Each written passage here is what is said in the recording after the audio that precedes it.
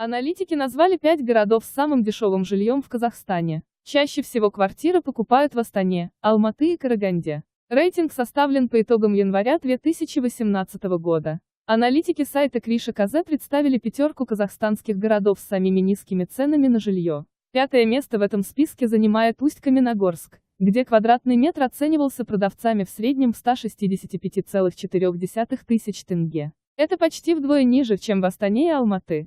Средняя стоимость квартиры площадью 40 квадратных метров в областном центре Восточно-Казахстанской области составляла в январе 6,6 миллионов, трехкомнатной 13,2 миллионов. На четвертом месте рейтинга также восточно-казахстанский город Семей. Здесь однокомнатная квартира в среднем стоит около 6,4 миллионов.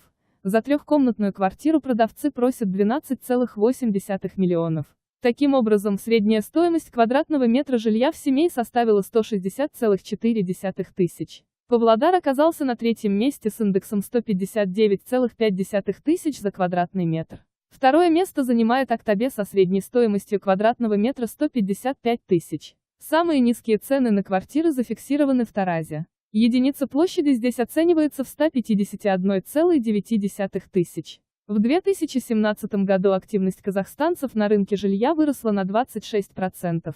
За прошлый год в Республике Казахстан было заключено 239,6 тысяч сделок купли-продажи жилья. Городами-лидерами по заключению сделок стали Астана – 14,6%, Алматы – 14% и Караганда – 10,4%.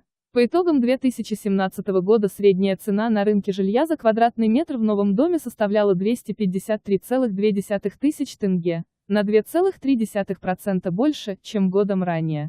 В случае перепродажи благоустроенного жилья квадратный метр обходился в 185,7 тысяч тенге, на 1,5% меньше, чем годом ранее.